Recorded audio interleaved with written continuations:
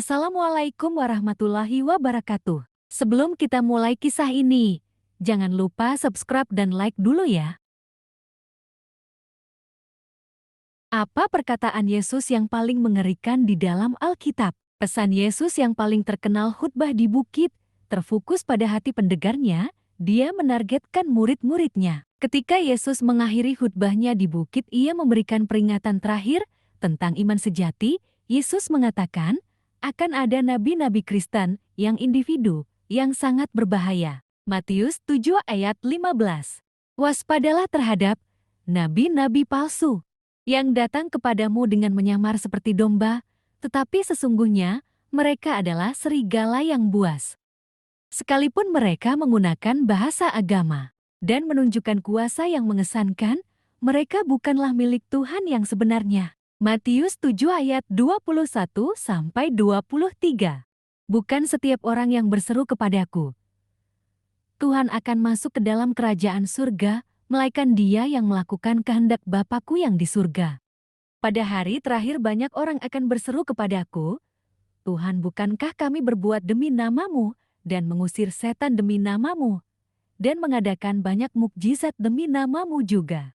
Pada waktu itulah aku akan berterus terang kepada mereka dan berkata, aku tidak pernah mengenal kamu, menyahlah daripadaku. Kamu sekalian pembuat kejahatan. Itulah perkataan Yesus yang sangat mengerikan, yang ia lontarkan kepada mereka, yang ia tolak. Pada hari penghakiman kelak, aku tidak pernah mengenal kamu, artinya aku tidak mengenal kamu sebagai muridku. Aku tidak mengakui kamu sebagai pengikutku, kamu adalah orang yang asing bagiku. Kamu adalah orang asing bagiku, Yudas Iskariot, akan jadi contoh bagi yang terbaik. Selama 3 tahun dia mengusir setan dan melakukan banyak mukjizat bersama Yesus. Pada akhirnya dia diorong oleh uang bukan karena kasih kepada Yesus. Kita ketahui hal itu. Yohanes 12 ayat 6. Ia mencuri, pada akhir dia dipenjilkan dari persekutuan Yesus. Dalam perkataan Yesus pada hari penghakiman kita harus melihat beberapa hal yang penting. Seseorang diselamatkan, bukan karena penyataan lisannya, bahwa ia mengikuti Yesus, dia juga bukan demonstrasi wawasan atau kuasa rohani yang ia milikinya, seseolah ia tampak seperti orang Kristen di mata orang lain, namun tetap menjadi perbuatan kejahatan di mata Tuhan, dan dijauhkan hadiratnya. Seperti itulah yang dikatakan Yesus di ayat 23. Hanya mereka yang melakukan kehendak Bapa yang dikenal oleh Tuhan yang masuk ke dalam kerajaan sorga. Lalu apa kehendak Bapa itu? Beberapa orang pernah datang kepada Yesus dan bertanya, apa yang Allah tuntut dari mereka, yang harus diperbuat supaya kami bisa mengerjakan pekerjaan yang dikehendaki Allah?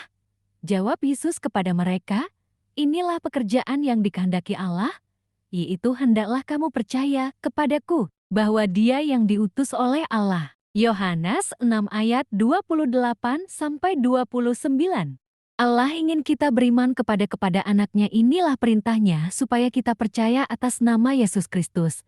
Anaknya supaya kita saling mengasihi sesuai dengan perintah yang diberikan Kristus kepada kita. 1 Yohanes 3 ayat 23. Mereka yang dilahirkan kembali karena beriman kepada Yesus Kristus akan kebaikan kemuliaan Allah SWT. Efesus 2 ayat 10. Jadi yang penting bukan kita menginginkan Tuhan sebagian tertentu, tetapi Tuhan yang mengingatkan kita, barang siapa yang mengasihi Allah dia akan dikenal oleh Allah.